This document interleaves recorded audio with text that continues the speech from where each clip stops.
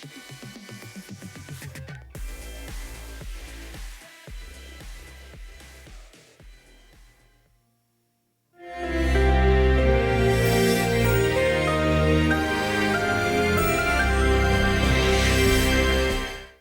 warga kerajaan, tema kita berbicara tentang orang-orang muda yang dipakai oleh Tuhan.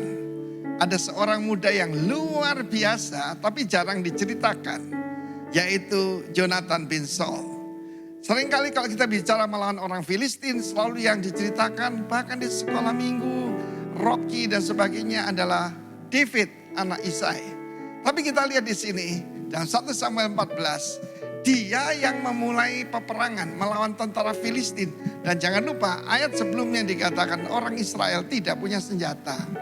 Ya, tidak punya senjata, hanya Saul dan Jonathan yang punya pedang dan tombak.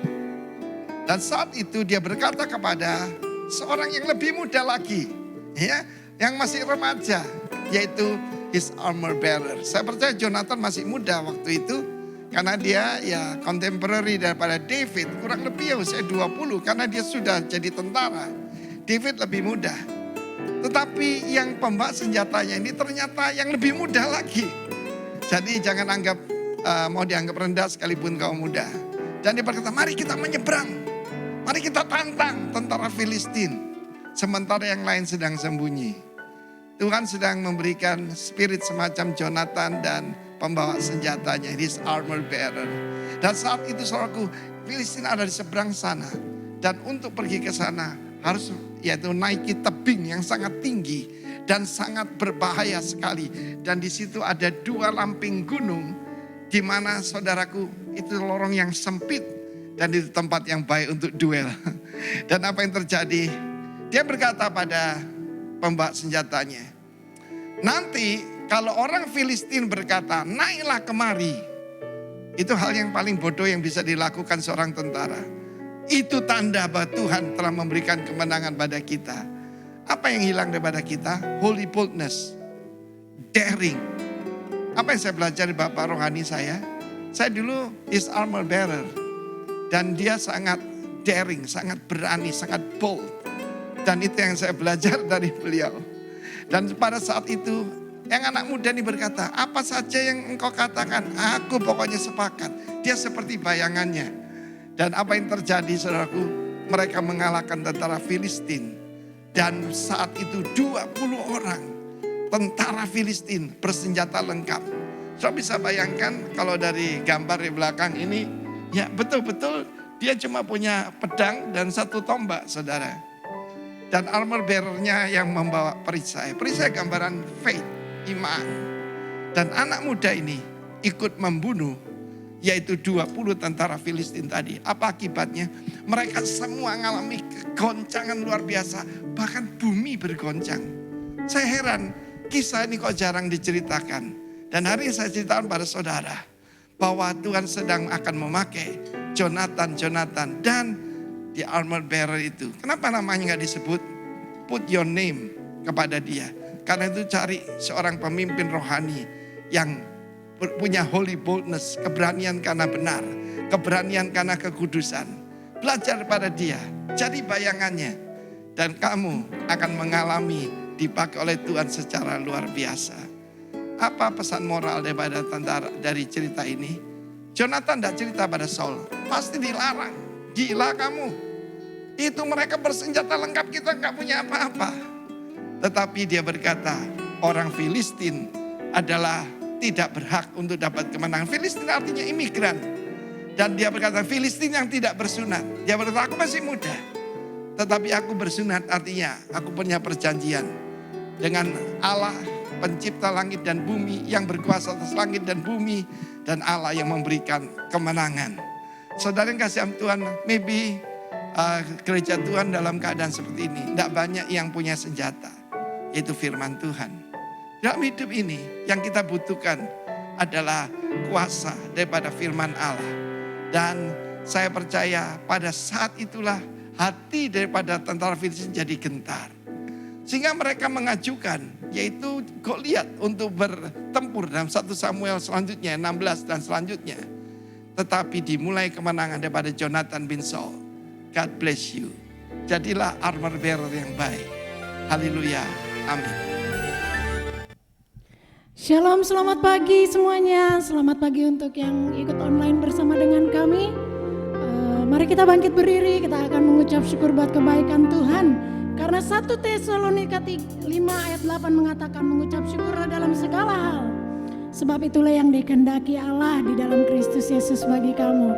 Kita boleh tepuk tangan dulu bagi Allah Yesus Kristus kita. Haleluya. Haleluya.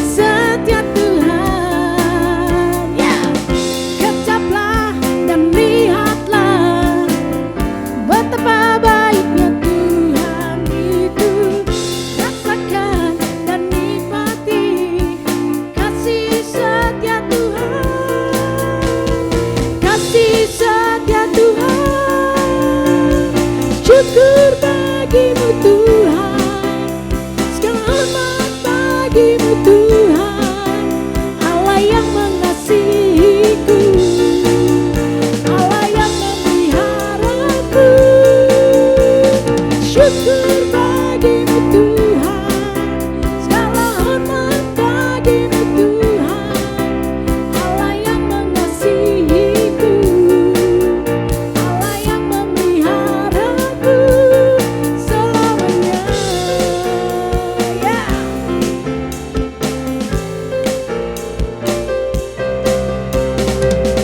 Kecaplah dan lihatlah betapa baiknya Tuhan itu. Rasakan dan nikmati kasih setia Tuhan, kasih setia Tuhan. Syukur bagimu Tuhan, segala hormat bagimu Tuhan, Allah yang mengasihiku, Allah yang memeliharaku. Syukur bagimu Tuhan, segala hormat bagimu Tuhan, Allah yang mengasihiku, Allah yang memeliharaku.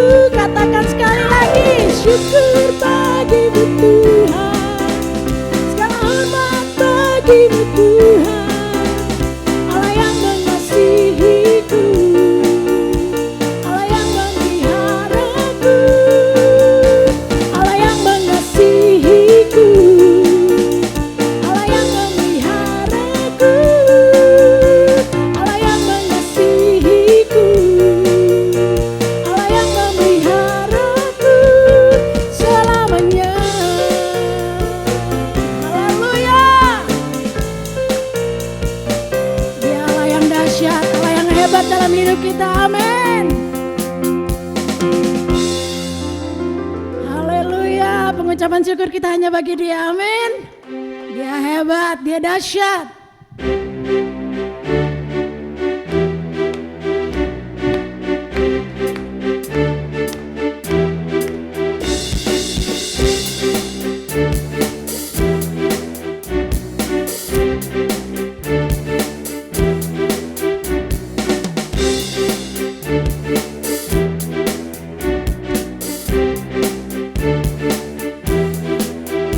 Kasih yang begitu besar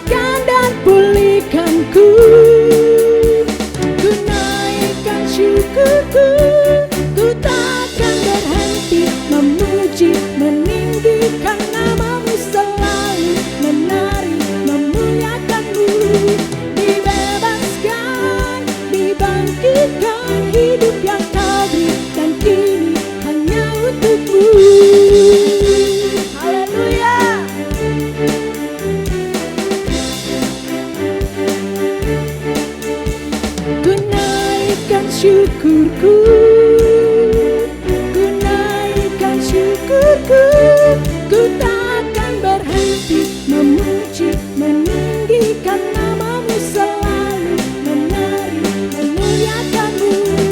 Dibebaskan, dibangkitkan, hidup yang kau berikan kini hanya untukmu.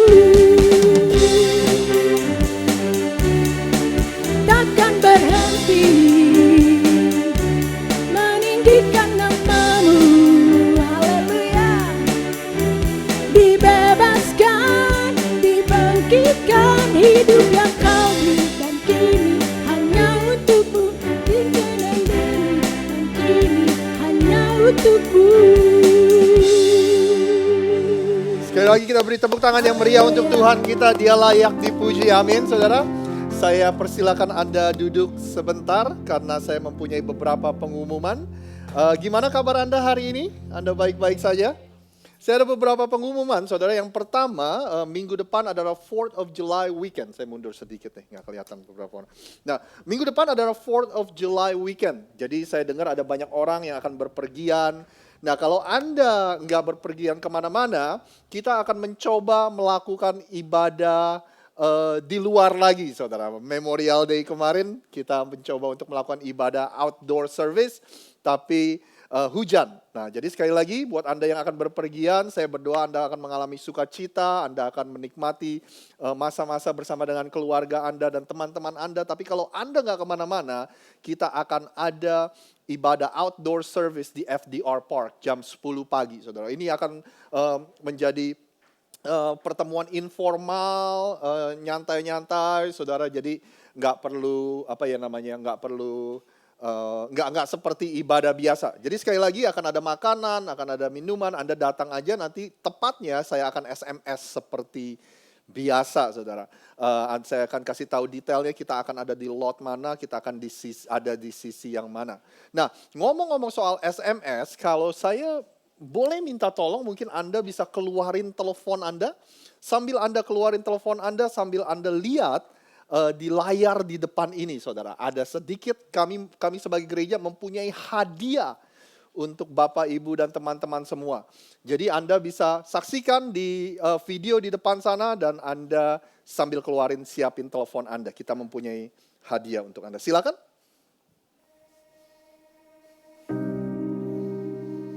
Welcome to our study of the Gospel of John. I have fallen in love with the work of Paul as I've studied the book of 1 Corinthians, and I believe you will too. This is where Jesus taught in Capernaum, and you have to understand this scene. The Lord is my shepherd. And over the next 6 weeks, we're going to look deeply into the 23rd Psalm. Right Now Media. It's for groups. It's for personal devotion. It's for parents. The bullseye of parenting is to raise children who become like Jesus. It's for kids. This is Phil. We're digging into the Bible, which, as we've mentioned, is more than just a book. It's for tough times. So when you recognize that you're trying to have a conversation with your spouse and they're not ready to talk, it's not helpful to keep pressing them. It's for every phase of life. If you've made mistakes with money, you know what that makes you? Over 12. And now, it's yours. We've purchased a Right Now Media subscription for everyone in our church. So check your inbox for the digital invitation and download the app for instant access to thousands of biblically based videos. Get equipped. Get inspired.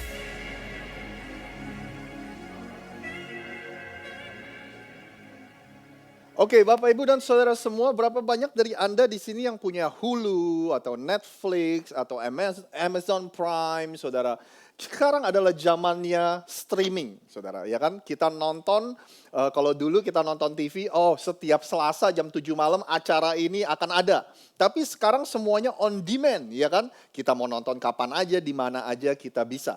Nah, ada hadiah dari kami, saudara, untuk sebagai gereja, untuk Anda semua. Yaitu yang tadi Anda lihat, Right Now Media. Ini cara kerjanya persis sama kayak Netflix, sama kayak YouTube, saudara. Anda download di telepon Anda Anda download di iPad anak-anak Anda download di TV Anda, di laptop Anda bisa download dimanapun Anda ingin download, nanti kita akan kasih aksesnya. Nah, untuk Anda gratis. Gereja yang bayar, saudara. Kita sebagai gereja kita bayar.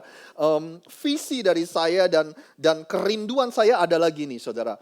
Ada begitu banyak hal yang seringkali saya ingin mencoba atau kita sebagai gereja ingin coba membantu komunitas kita, baik soal topik keluarga, pernikahan, yang lagi marak sekarang topik tentang emotional health, topik tentang keuangan. Tapi masalahnya gini, saudara, kita ketemu cuma seminggu sekali.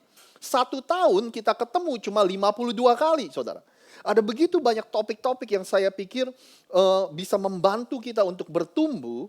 Nah, gimana caranya? Nah, caranya seperti Netflix, seperti Hulu, seperti YouTube, yaitu Anda bisa akses kapan aja.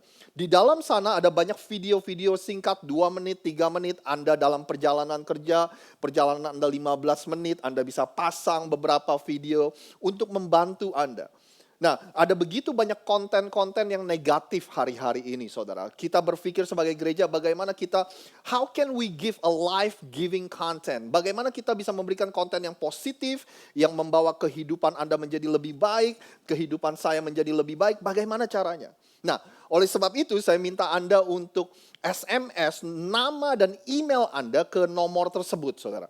Sekali lagi saya berdoa supaya Anda jangan menyia-nyiakannya. Karena kita sudah bayar, saudara. Kita sudah bayar setiap bulan, tapi untuk Anda semua ini gratis. Jadi boleh gak sih saya tunggu Anda 1 menit atau 2 menit supaya Anda SMS nama Anda dan email Anda supaya kita bisa mengirimkan Anda aksesnya. Jadi Anda akan dikirim lewat email, aksesnya Anda tinggal aktifin aja. Sama seperti Anda aktifin Netflix, YouTube Anda. Jadi silakan kirim informasi Anda. Saya tahu saudara waktu Anda lihat ini, oh ini adalah bahasa Inggris. Tapi saya juga percaya ada banyak dari kita yang bisa mengerti ini, saudara. Kalau Anda mau memberikan ini kepada anak-anak Anda, juga ada sekitar 20.000 konten yang terus diperbaharui, yang terus ditambahkan setiap saat di dalam platform ini, di dalam right now media ini, saudara. Jadi apapun yang Anda lagi tertarik hari-hari ini, saya tahu di salah satu live group di youth kita, mereka sedang membahas tentang kitab Daniel, saudara.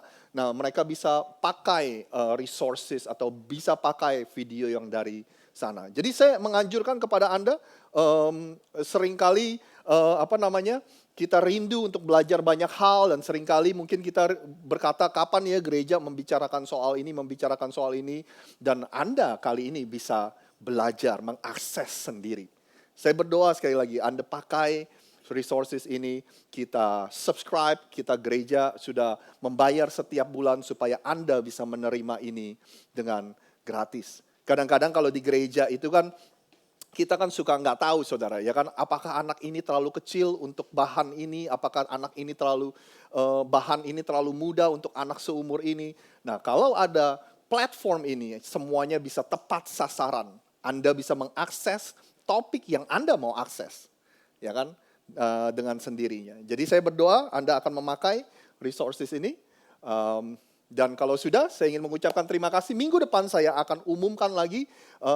Sekali lagi saudara, ini adalah nomor telepon yang biasa kita pakai untuk SMS Anda setiap Sabtu malam. Jadi ini nomor telepon gereja, bukan nomor telepon siapa-siapa. Jadi Anda jangan khawatir. Dan email Anda pun tidak akan dipakai untuk jualan apa dan jualan apa.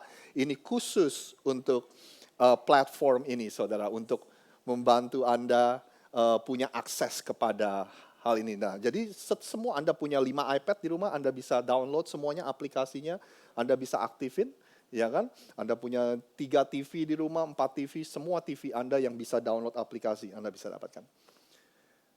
Terima kasih saudara, kalau Anda sudah melakukan ini, nanti official hari resmi ya, di mana kita akan launching, yaitu 2 minggu dari sekarang. Minggu depan 4th of July, minggu depannya lagi tanggal 11.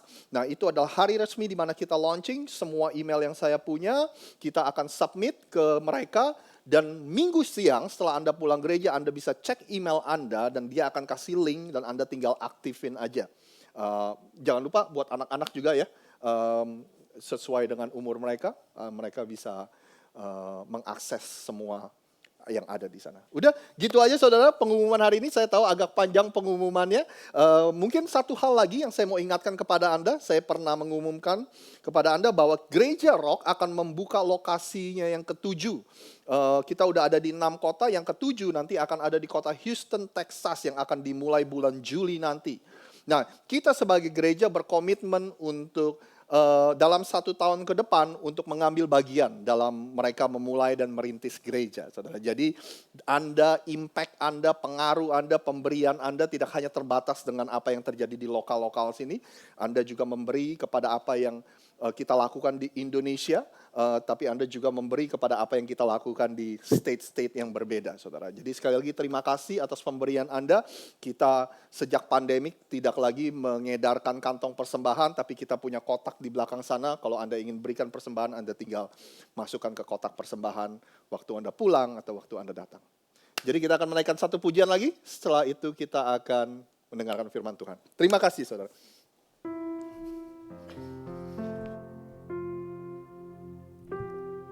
Boleh saya undang kita bangkit berdiri untuk yang di rumah mempersiapkan hati dalam mendengarkan firman Tuhan. Sebelumnya kita akan berdoa terlebih dahulu. Tuhan, terima kasih Engkau Allah yang sungguh baik di dalam hidup kami Tuhan. Engkau Allah yang tidak pernah meninggalkan kami. Bila saat ini kami ada di tempat ini karena anugerah dan cinta-Mu yang luar biasa di dalam kehidupan kami Tuhan. Dan kami berbeban Tuhan untuk saat ini mungkin saudara-saudara kami yang di Indonesia Tuhan yang banyak yang saat ini sedang sangat khawatir dan terlalu banyak orang-orang yang mulai kena lagi dengan COVID Tuhan. Kami percaya di dalam nama Yesus Engkau akan memulihkan Indonesia dan kami percaya Engkau Allah yang penyembuh, Engkau Allah yang selalu melindungi kami dengan kasih dan cinta-Mu ya Bapa. Terima kasih Bapa, terima kasih Yesus. Kami terlalu percaya Engkau Allah yang sangat baik. Yesus.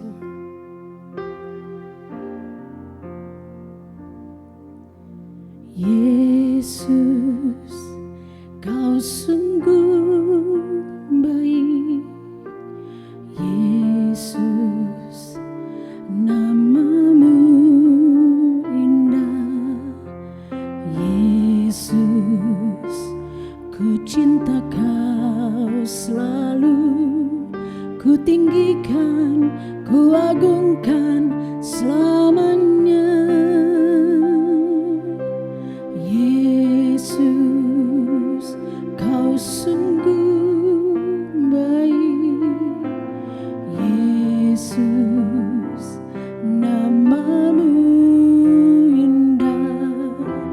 Yesus, ku cinta Kau selalu.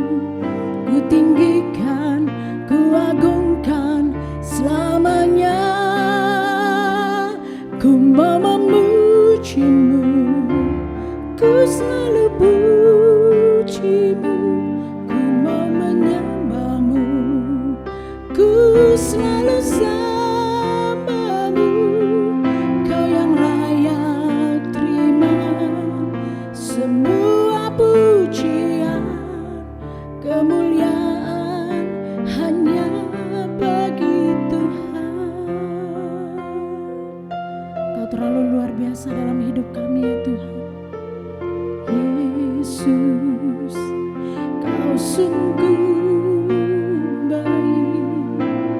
Yesus, nama-Mu indah. Yesus, ku cinta Kau selalu.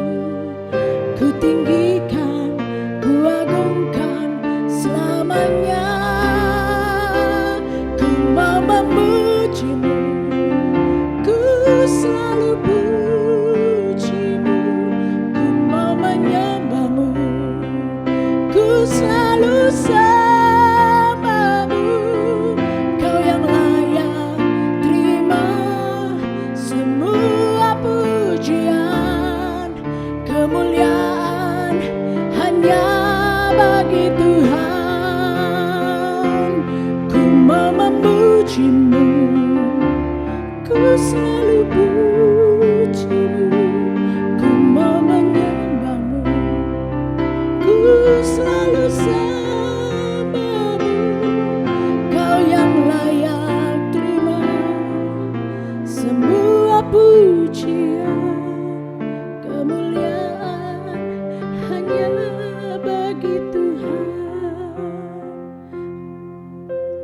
Saya berikan waktu, kita akan bersyukur buat kebaikan Dia yang luar biasa.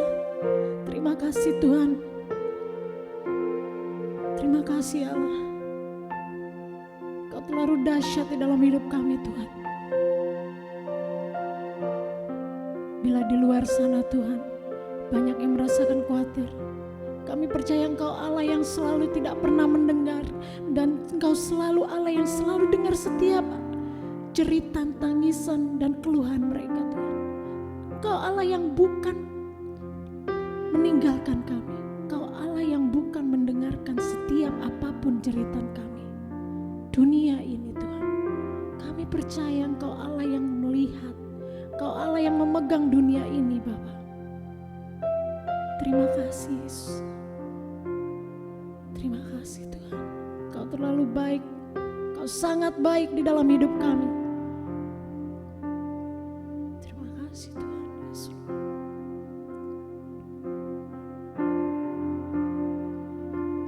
Ku mau memuji-Mu, ku selalu puji-Mu, ku mau menyembah-Mu, ku selalu Yes Lord, ku sembah Engkau Tuhan. Yes Lord.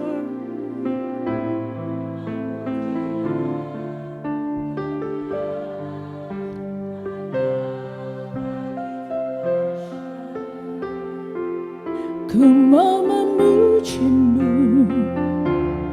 ku selalu puji-Mu, ku mau menyembah-Mu, Kau Allah yang layak. Oh, semua pujian, kemuliaan hanya bagi-Mu. Ku mau memuji-Mu, ku selalu puji-Mu, ku mau menyembah-Mu, ku selalu sembah-Mu. Kau yang layak terima semua pujian, kemuliaan hanya bagi Tuhan. Ku mau memuji-Mu, ku selalu puji, ku mau menyembah-Mu, ku selalu sembah-Mu. Kau yang layak, Yesus.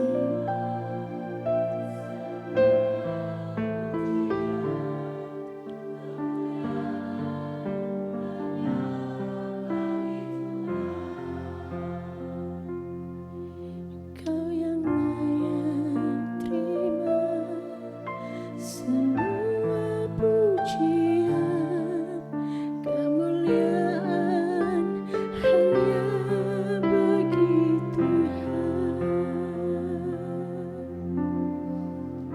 Tuhan Allah Bapa kami yang ada di surga, ketika kami merenungkan kebaikan-Mu Tuhan, sungguh tidak ada habis-habis. Kebesaran-Mu, keagungan-Mu, kedaulatan-Mu Tuhan. Kami bersyukur kami punya Tuhan seperti Engkau. Allah yang besar,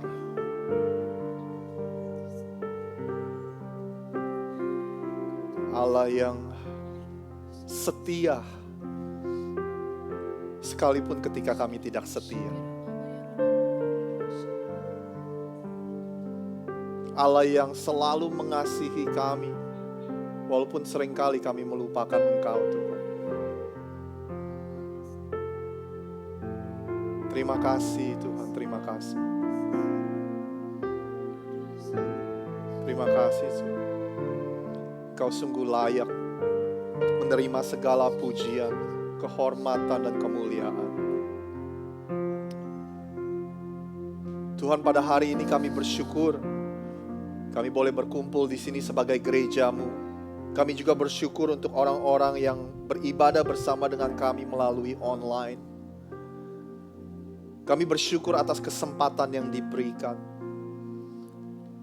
Setahun kemarin kami menyadari ketika kesempatan kami untuk berkumpul diambil, kami merasakan betapa pentingnya komunitas di sekeliling kami, betapa pentingnya kami untuk bersatu dan beribadah bersama-sama. Tuhan, hari ini kami berdoa, kalau ada di antara kami yang lemah, kalau ada di antara kami yang kehilangan pengharapan, hari ini Tuhan berikan semangat hidup yang baru. Engkau kuatkan kami, Engkau berikan kami pengharapan yang baru. Kami juga bersatu hati dan berdoa, Tuhan, kalau ada di antara kami yang sedang sakit, kalau ada di antara kami yang bergumul secara emosional, kami berdoa kuasa kesembuhan Tuhan bekerja di tengah-tengah kami saat ini juga. Menjamah kehidupan kami, memberikan kami kesembuhan. Tuhan, hari ini kami berdoa kalau ada di antara kami yang masih terbelenggu dengan kebiasaan dosa, Tuhan berikan kemerdekaan, Tuhan berikan kelepasan, Tuhan berikan kebebasan saat ini juga. Kami percaya kuasa Tuhan tidak terbatas oleh tempat dan waktu. Tuhan bekerja di ruangan ini, Tuhan bekerja dimanapun kami beribadah, dimanapun kami menyaksikan ini, dari rumah, dari tempat kerja atau dimanapun. Terima kasih Tuhan, kami percaya dan kami berdoa. Ketika kami selesai dan pulang dari ibadah ini, kami tidak akan pernah sama lagi. Sebab kuasa Tuhan yang ajaib sudah menyentuh kehidupan kami. Dalam beberapa menit ke depan Tuhan, kami akan mendengarkan firman Tuhan. Hamba-Mu yang terbatas, hamba-Mu yang berdosa lebih dari orang-orang yang berdosa. Tuhan, ampuni segala kesalahan hamba-Mu ini. Biar kuasa-Mu yang tidak terbatas bekerja di antara kami. Biar Engkau berbicara pada setiap kami Tuhan. Lakukanlah apa yang hamba tidak bisa lakukan. Lakukanlah apa yang hanya Tuhan bisa lakukan. Yaitu mengubah, memulihkan, menyembuhkan kehidupan setiap kami. Tuhan berbicara kepada setiap kami hari ini. Biar benih firman Tuhan yang ditabur hari ini bisa jatuh ke dalam tanah hati kami yang subur. Benih firman Tuhan itu bertumbuh dan berbuah dalam kehidupan kami. Sehingga buah kehidupan kami bisa dinikmati oleh orang-orang di sekeliling kami. Terima kasih Tuhan. Berbicara kepada setiap kami. Hanya di dalam satu nama, yaitu nama Yesus Kristus, kami sudah berdoa. Yang percaya sama-sama katakan amin. Anda dipersilakan duduk.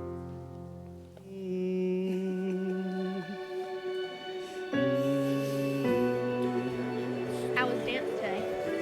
Good. Sunshine to go with all. That'll be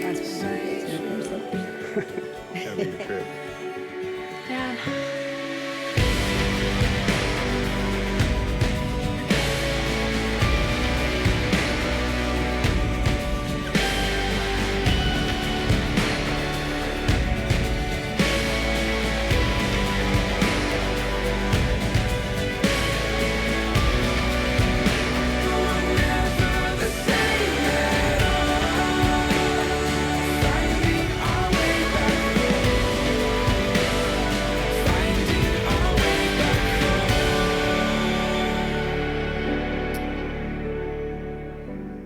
Oke, sekali lagi selamat siang. Saya mengucapkan hello kepada Anda semua yang ada di ruangan ini dan juga kepada teman-teman yang menyaksikan ini online, saudara. Kalau ini pertama kali Anda nonton online, kami mengucapkan selamat datang. Mungkin Anda bisa ketik di comment section Anda nonton dari mana. Apakah Anda berasal dari Philadelphia atau state lain.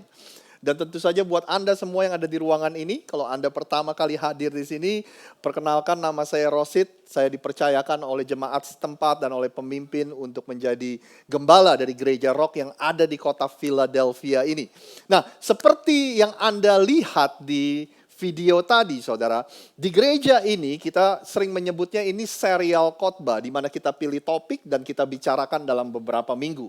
Nah, kita sudah ada di dalam serial khotbah Win at Home, bahasa Indonesianya menang dalam membangun keluarga, selama 5 minggu yang lalu, saudara. Ini adalah minggu ke-6 dan ini adalah bagian yang terakhir dari kita membicarakan topik ini. Jadi gini, kalau Anda pingin dengar lagi atau Anda pingin dengar pesan-pesan atau khotbah-khotbah sebelumnya, Anda bisa ke YouTube and Anda bisa subscribe to our YouTube channel. It's called Rock Philadelphia.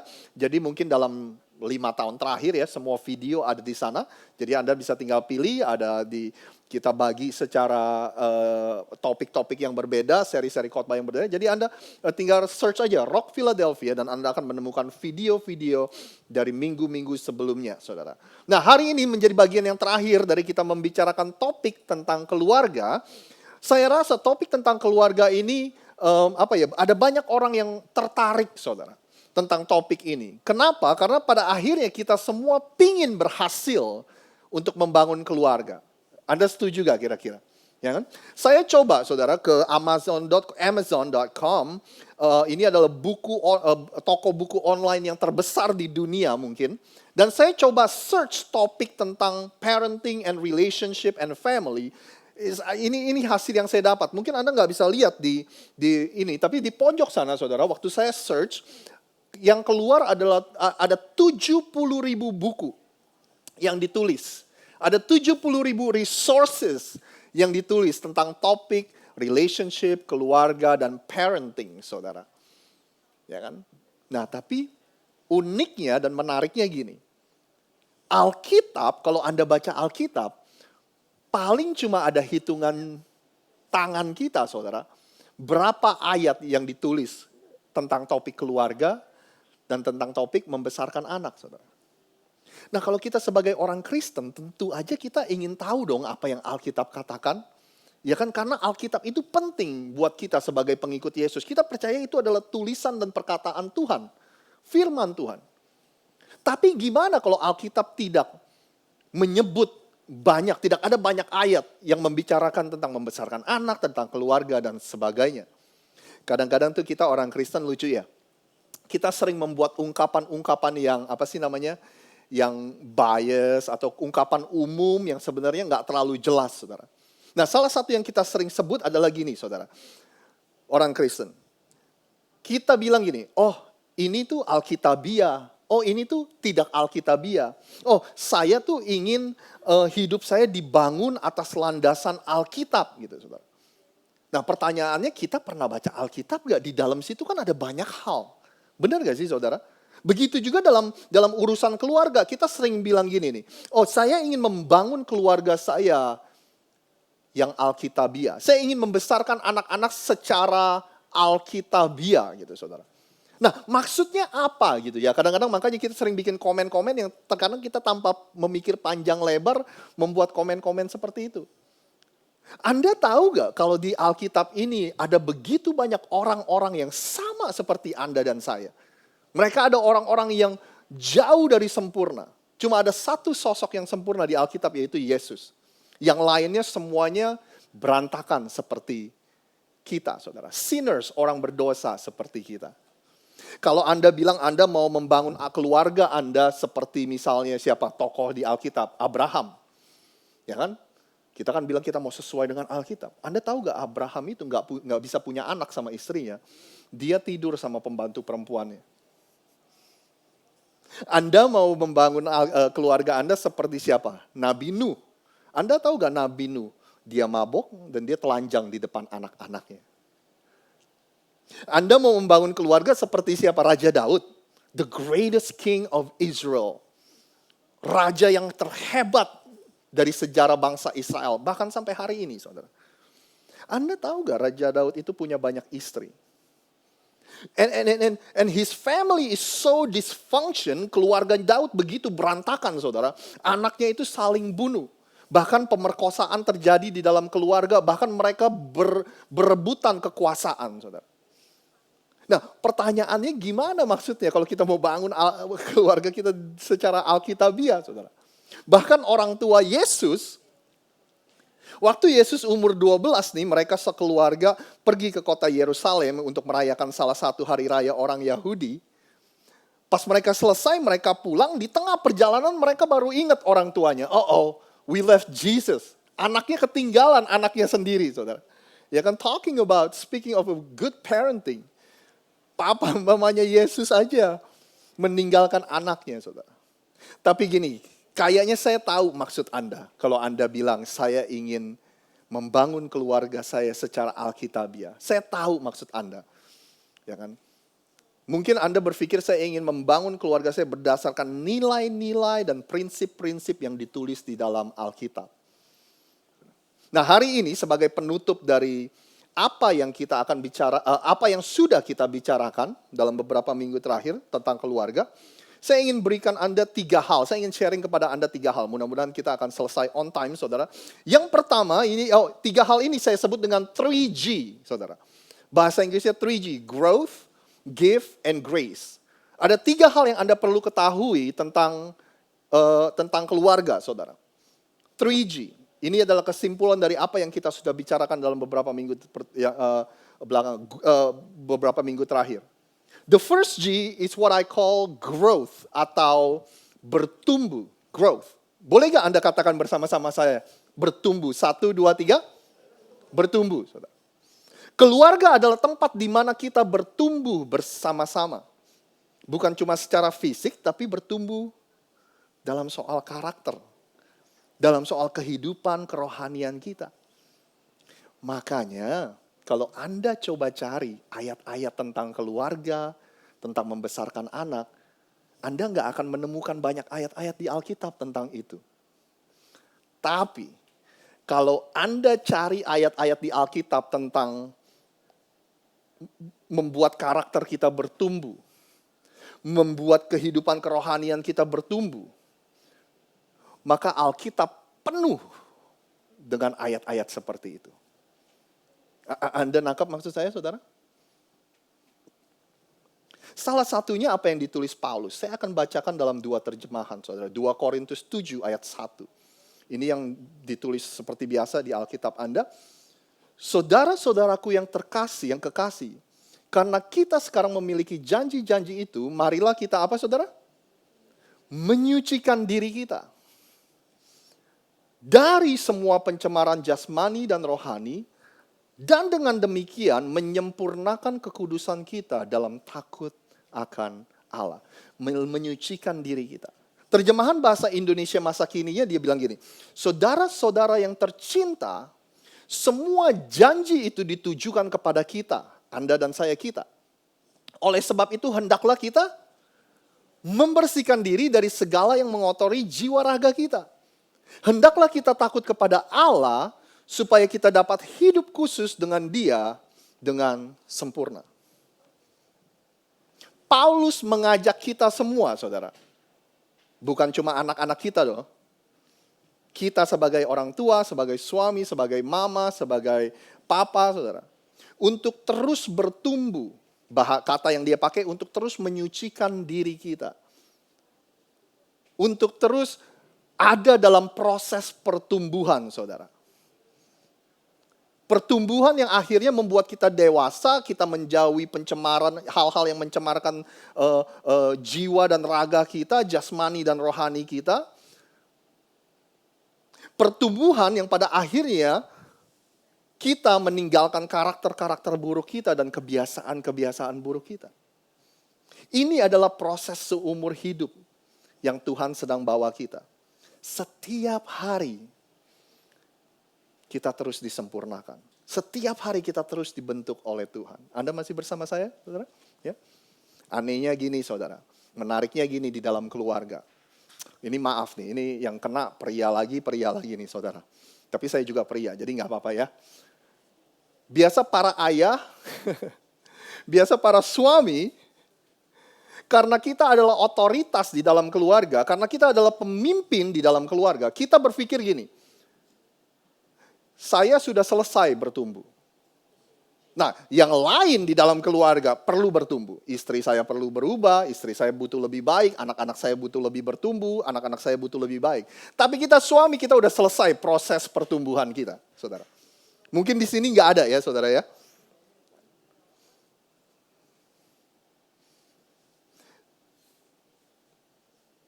Tapi seperti yang kita baca yang Paulus bilang tadi, bahwa pertumbuhan itu adalah untuk semua, itu adalah panggilan untuk Anda dan saya, semuanya termasuk kita, para pria, suami, dan para ayah, saudara.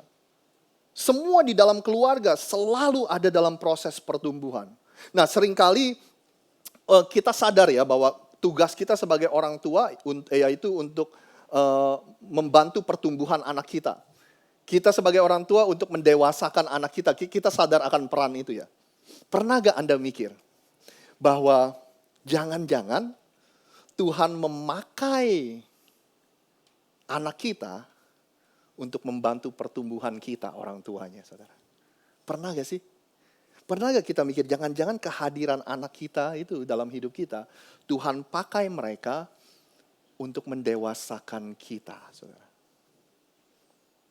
Beberapa tahun yang lalu saya ingat, saya nganterin anak saya Melody ke kelas baletnya, saudara, dia ada dalam kelas, saya di luar tungguin kan.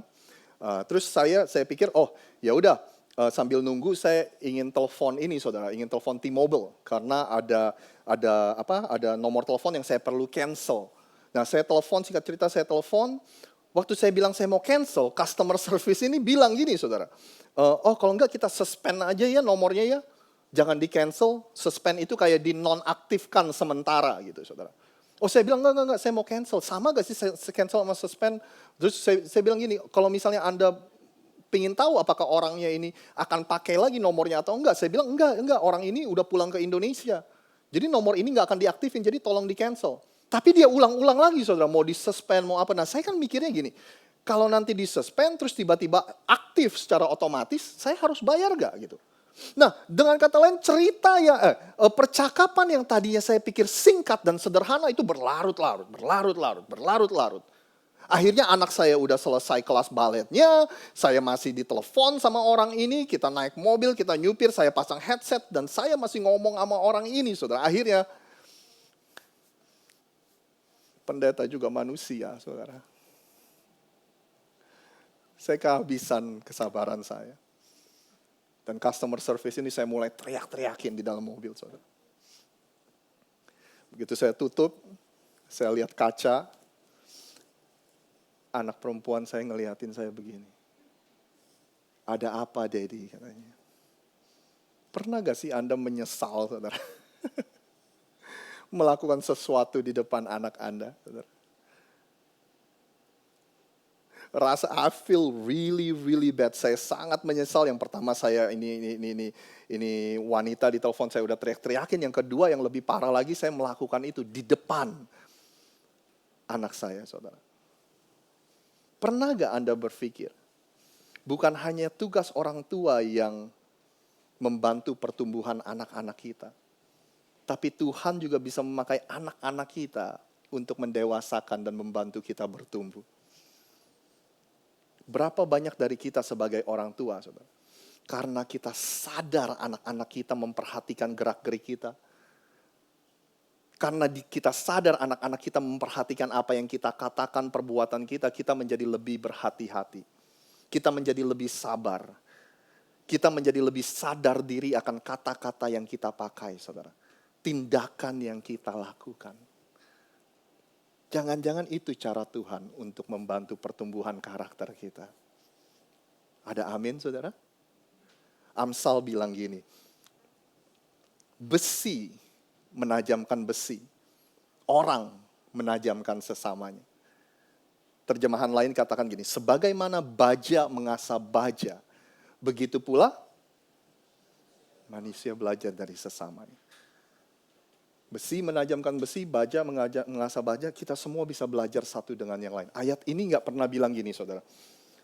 Yang perlu diasah adalah anak-anak kita aja. Nggak bilang gitu kan ya? Saya bacanya benar gak sih? Ya kan? Yang perlu bertumbuh, anak-anak kita aja. Bener gak sih? Anda bacanya bener gak? Saya baca bener gak saudara? Nggak ada kan? Nggak bilang gitu ya?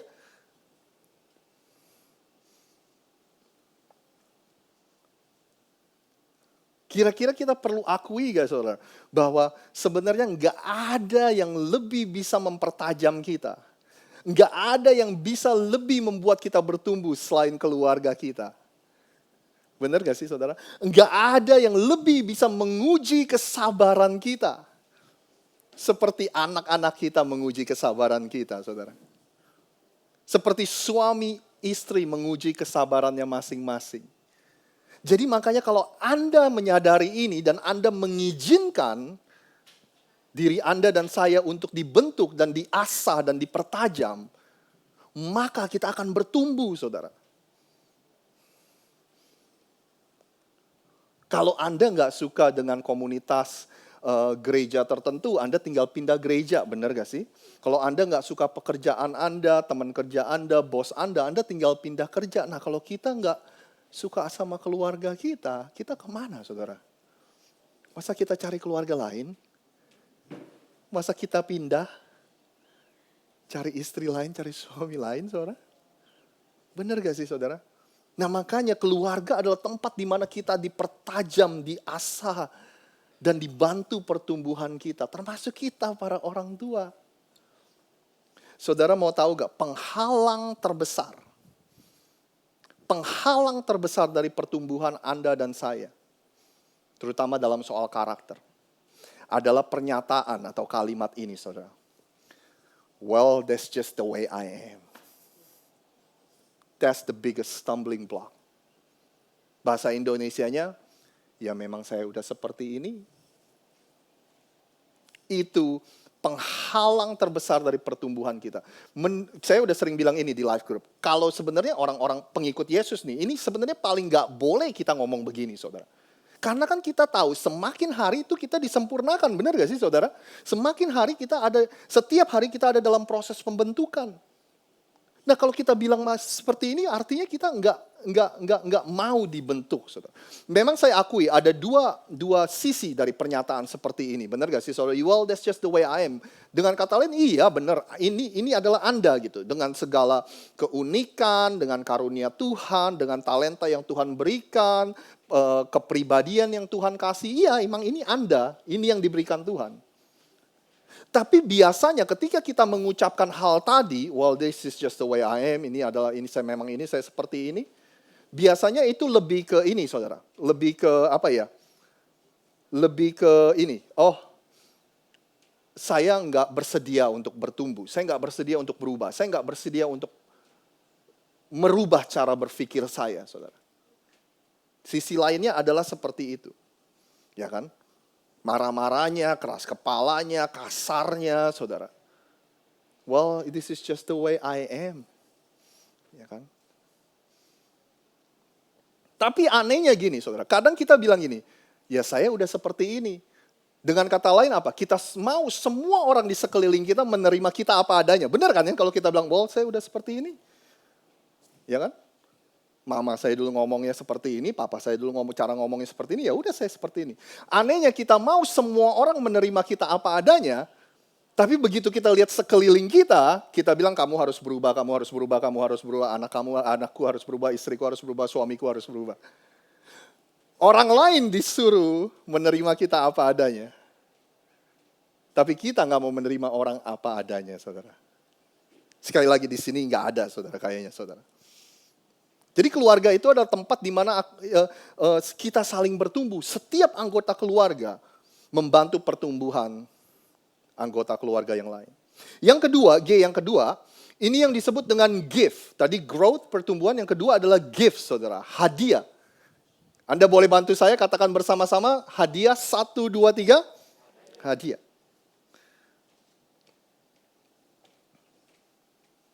Seringkali saudara kita lihat keluarga kita itu sebagai hadiah yang Tuhan berikan.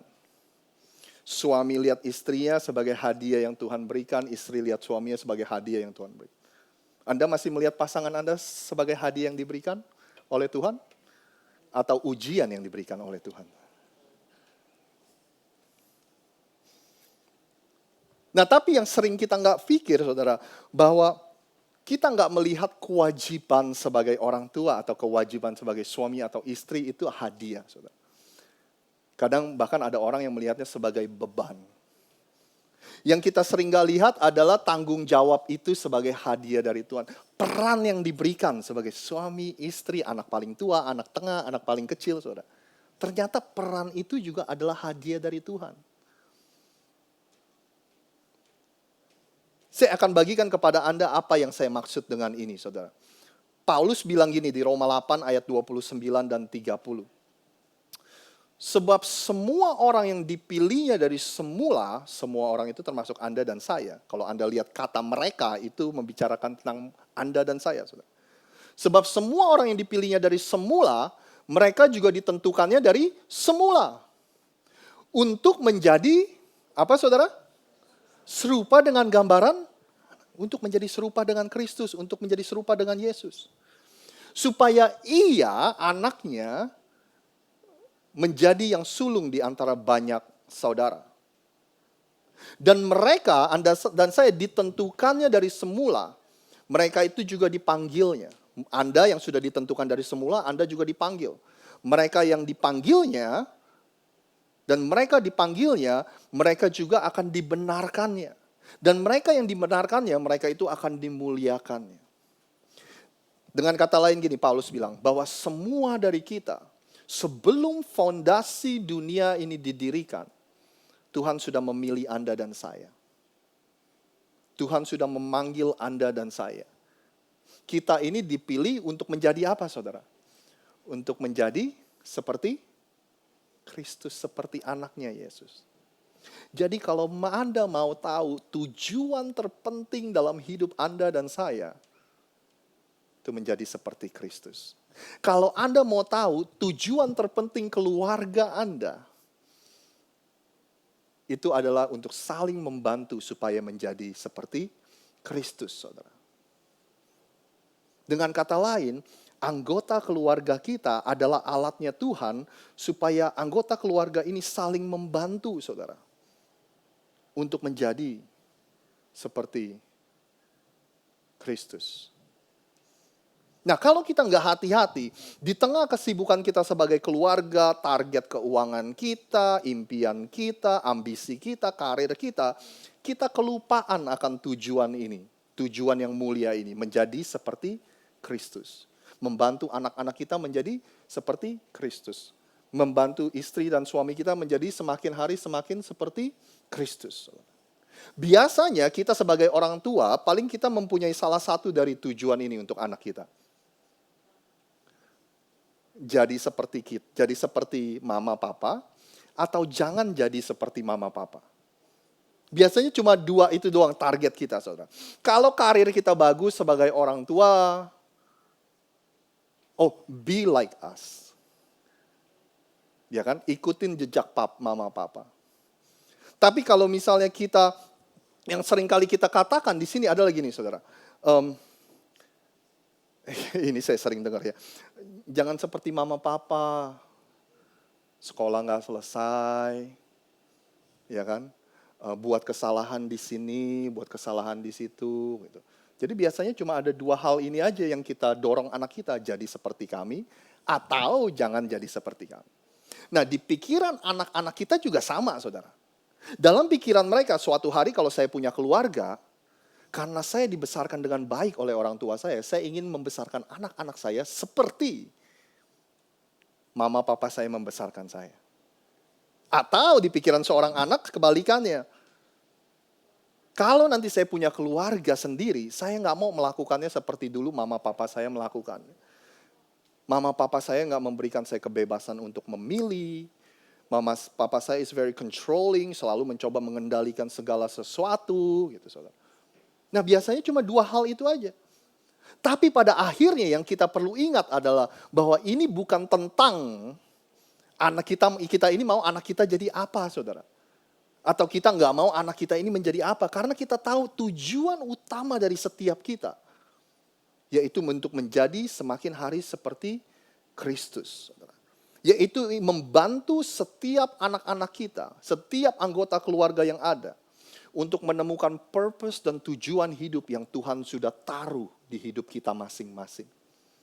Bukan tentang apa yang kita mau, anak kita pinginnya jadi apa, anak kita nggak mau mereka jadi apa, saudara. Waktu 5 tahun lalu anak saya baru masuk pertama kali sekolah, saudara, Melody Preschool. Saya kan antar jemput. Jadi saya sering lihat dia main tuh sama teman-temannya. Nah kalau Anda lihat anak kecil main, biasanya Anda bisa tahu ya yang mana nih pemimpinnya nih. Ya kan? Apa sih ada aja 1 atau 2 orang yang ngatur gitu saudara. Nah anehnya semua anak-anak lain ngikutin. Biasanya kan gitu ya saudara ya. Nah waktu saya lihat Melody main sama teman-temannya, ada tuh satu temennya. Yang kayaknya udah punya jiwa kepemimpinan gitu. Itu karunia Tuhan lah ya. Ngaturin anak-anak lain, anak-anak disuruh gini gitu. Nah waktu saya lihat itu terbesit dalam pikiran saya. Kenapa ya Melody itu nggak lebih seperti itu ya? Kenapa ya saya pengennya tuh Melody bisa seperti itu, punya jiwa kepemimpinan, bisa in charge gitu saudara. Tapi dengan berjalannya waktu dan banyak belajar, saya menyadari saudara, tugas dan tanggung jawab saya dan Nana istri saya sebagai orang tua adalah untuk membantu anak-anak kami menemukan tujuan hidup yang Tuhan sudah tempatkan dalam hidup mereka. Bukannya apa yang saya mau, Melody jadi begini, jadi begitu. Tapi apa yang Tuhan mau, saudara. Dan pada akhirnya kita tahu yang Tuhan mau adalah semakin hari kita semakin seperti Kristus. Jadi intinya gini, apa yang saya maksud dengan keluarga adalah hadiah, saudara. Boleh ditampilin lagi mungkin. Setiap keluarga Anda adalah hadiah dari Tuhan untuk membantu Anda menjadi semakin serupa dengan Kristus. Setiap anggota keluarga kita dengan segala keunikannya, dengan segala kejelekannya, dengan segala sifatnya, dengan segala karakternya, semuanya itu Tuhan sudah desain dan Tuhan sudah tempatkan plek di keluarga kita. Supaya masing-masing anggota keluarga bisa membantu setiap anggota keluarga lainnya untuk menjadi semakin serupa dengan Kristus. Ya kan? Kalau Anda punya anak atau pasangan yang annoying, mungkin Anda lagi diuji kesabarannya supaya sabar seperti Kristus, saudara. Ya kan? Kalau Anda punya suami yang keras kepala, jangan-jangan Tuhan lagi uji kesabaran Anda supaya Anda semakin sabar seperti Kristus. Semuanya adalah hadiah dari Tuhan. Yang terakhir yuk sebelum kita menutup ibadah kita. 3G, growth, pertumbuhan. Give, hadiah. Yang ketiga adalah grace, anugerah atau kasih karunia. Saya ingin jelasin sama Anda tentang kasih karunia dalam konteks Anda dan Tuhan terlebih dahulu. Paulus bilang gini, sebab karena kasih karunia, kamu diselamatkan oleh iman. Itu bukan hasil usahamu, tetapi pemberian Allah. Keselamatan yang Anda terima, itu adalah kasih karunia Tuhan. Pemberian Tuhan. Itu bukan hasil pekerjaanmu, jadi jangan ada orang yang memegahkan diri atau menyombongkan diri. Anda menerima keselamatan karena kasih karunia Tuhan. Anda dan saya menerima keselamatan bukan karena kita baik, tapi karena Tuhannya yang baik, saudara. Nah kalau gitu, Paulus, buat apa dong ada hukum agama, ada peraturan-peraturan, buat apa? Paulus bilang gini, kalau begitu untuk apa hukum agama itu diberikan? Jawabnya ialah bahwa hukum itu ditambahkan untuk menyatakan pelanggaran manusia. Hukum agama itu ada untuk apa sih? Hukum agama itu tujuannya hanya untuk menunjukkan kepada Anda dan saya bahwa kita ini nggak akan bisa mengikuti hukum itu. Kita ini nggak akan bisa, kita pasti akan melanggar hukum itu. Hukum itu ada, tujuannya cuma ini aja saudara, untuk menunjukkan bahwa Anda dan saya ini berdosa. Pasti kita nggak akan bisa keep up, ikutin 100% hukum-hukum yang ada. Saudara. Kita nggak akan mengerti apa itu anugerah dan kasih karunia sampai kita menyadari betapa tidak mampunya kita untuk mentaati semua hukum agama. Anda dan saya bisa mengerti kasih karunia itu seperti apa kalau kita mempunyai kerendahan hati untuk mengakui kita ini butuh diselamatkan, kita ini butuh juru selamat, saudara. Dan kalau Anda dan saya bisa sampai ke titik itu dan mengakui bahwa kita butuh juru selamat, Anda akan melihat kasih karunia atau grace itu bekerja secara dahsyat dalam kehidupan Anda. Nah, kalau kita ambil konsep itu, kita terapkan ke dalam keluarga, saudara. Yang sering terjadi dalam keluarga adalah seperti ini. Di dunia real estate, Anda pernah dengar gak? Ada istilah fixer-upper, saudara. Fixer-upper itu ada gini. Anda menemukan rumah yang jelek, terus Anda fix, namanya fixer ya, Anda fix. Supaya nantinya Anda bisa jual dan dapat untung.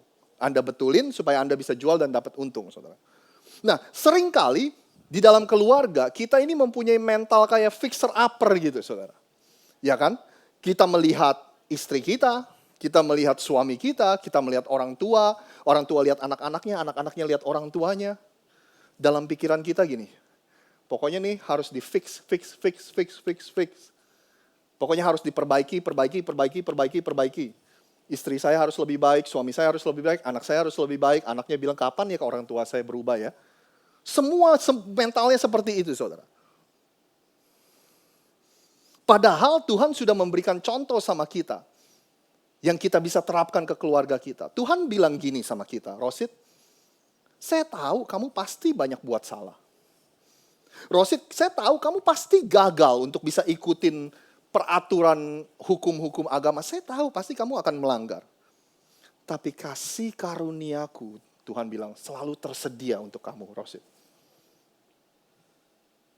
Tuhan bilang gini, karena hubunganku dengan kamu, Rosid, itu nggak tergantung dari performa kamu.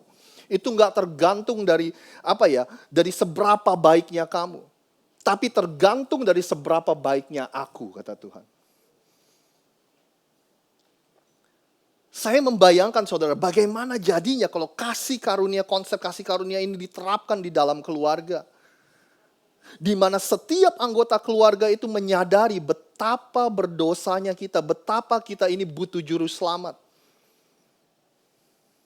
Bukan cuma istri kita doang yang butuh dirubah, bukan cuma suaminya doang yang butuh dirubah, bukan cuma anak-anaknya doang yang dirubah, tapi semua anggota keluarga menyadari how imperfect we are, betapa tidak sempurnanya kita dan betapa berdosanya kita dan membutuhkan juru selamat.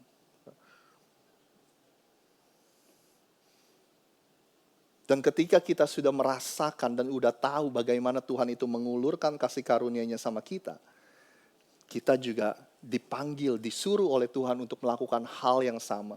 Mengulurkan kasih karunia itu kepada anggota keluarga kita. Saudara, saya sadar waktu saya maki-maki customer service T-Mobile itu, saudara. Di depan anak saya, betapa saya perlu mempunyai kerendahan hati untuk mengakui di depan anak saya. Daddy is a sinner. Daddy adalah orang berdosa. Daddy messed up. Daddy butuh kasih karunia Tuhan. Saya terkadang di rumah buat aturan macam-macam. Istri harus begini, ini istri harus begitu. Anak-anak bilang ini anak-anak di rumah harus begini, harus begitu, begini, begitu, saudara. Peraturan saya yang buat sendiri. Peraturan saya yang bikin sendiri. Nanti peraturan yang saya buat sendiri, saya langgar sendiri, saudara. Ya kan? Itulah kita manusia, saudara. Makanya saya ingin tutup dengan ini. Setelah ini saya janji, saudara, kita akan tutup dengan doa. Ada satu pujian yang saya ingin deklarasikan ke dalam hidup Anda. Dan saya ingin deklarasikan ke dalam hidup keluarga Anda, saudara. Sebagai orang tua, saudara, jangan-jangan kita nggak sadar. Sebenarnya kita nggak mempunyai kemampuan untuk mengubah anak-anak kita, saudara. Sebagai suami atau sebagai istri, kita kadang-kadang mungkin nggak sadar betapa kita tuh nggak mempunyai kemampuan untuk mengubah pasangan kita, saudara. Sama seperti hubungan Anda dengan Tuhan. kita nggak mampu menjalani dan mentaati 100% hukum agama. Makanya kita perlu Yesus. Kalau kita bisa, Yesus nggak perlu datang. Kalau kita bisa mentaati peraturan-peraturan itu, kita nggak perlu juru selamat, saudara. Demikian juga dalam keluarga kita. Kalau dengan peraturan-peraturan yang kita buat sendiri, anggota keluarga kita bisa nurutin dan kita bisa mengubah dia, kita nggak perlu Yesus di dalam keluarga kita. Nah masalahnya dari kita mengerti gak apa kasih karunia Tuhan itu dan anugerah Tuhan, saudara. Makanya kalau kita selama ini berpikir, oh saya nggak separah dia, saya orang baik, saya cukup baik, saudara. Makanya sampai hari ini kita nggak mengerti kasih karunia itu apa.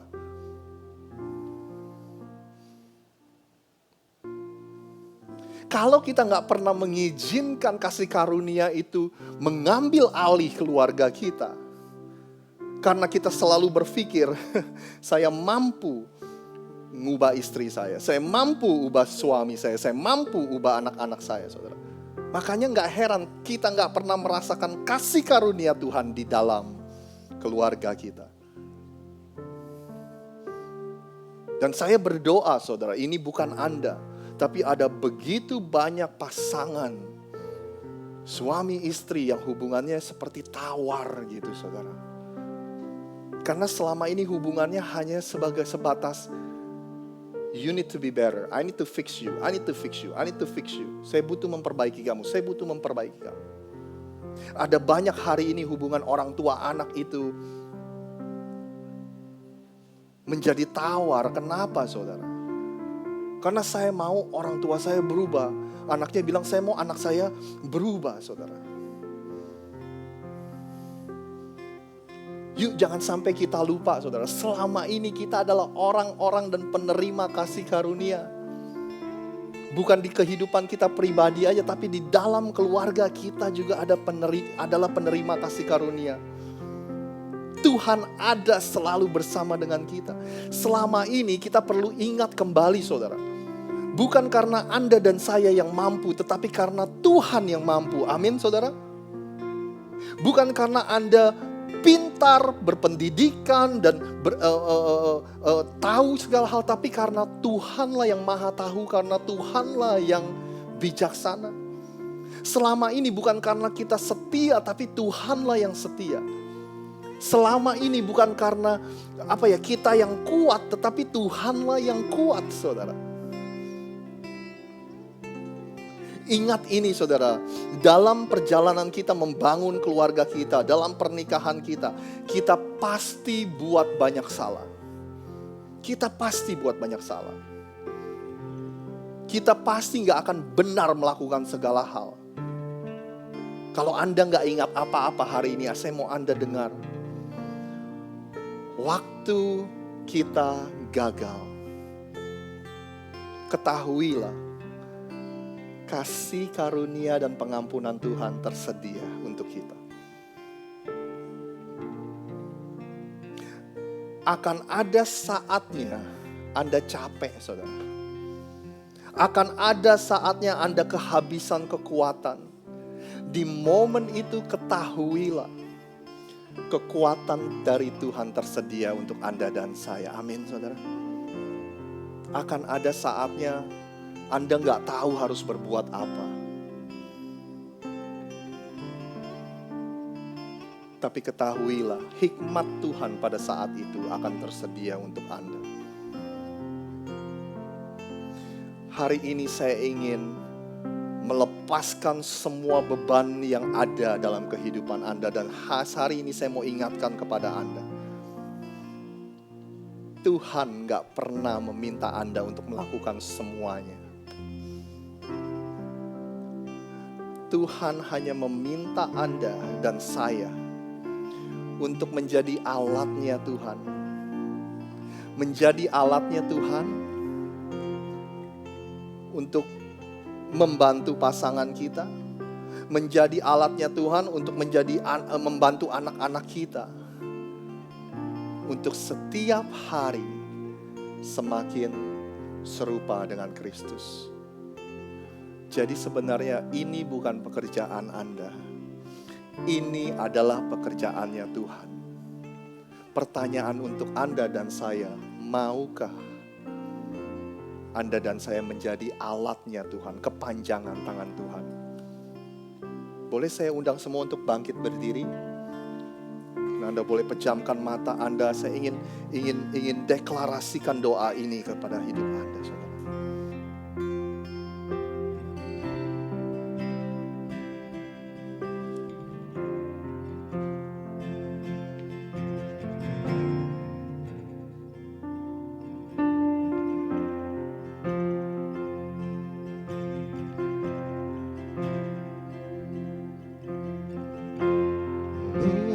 Bless you and keep you. Make his face shine upon you. Be gracious to you. Lord, turn his face towards you and give you peace.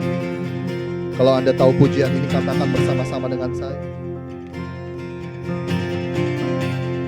Lord bless you and keep you.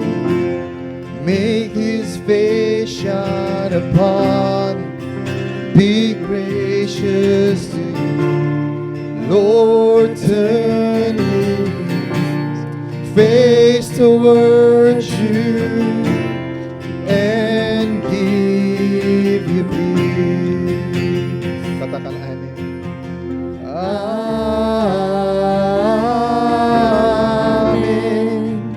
Amin.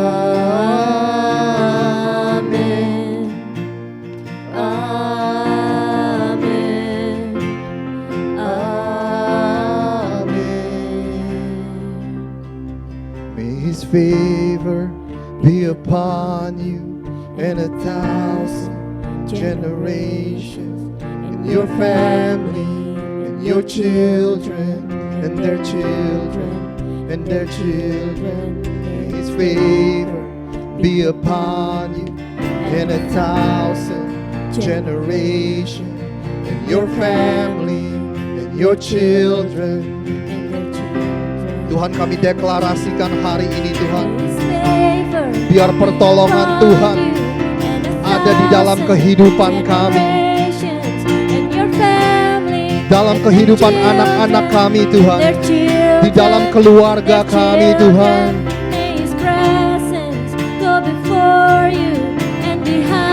Biar Engkau selalu ada dalam kehidupan kami, keluarga kami, anak-anak kami, generasi demi generasi Tuhan.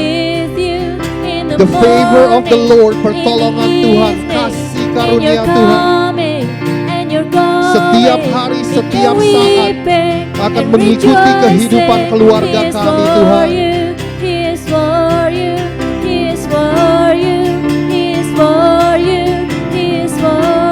Terima kasih Tuhan.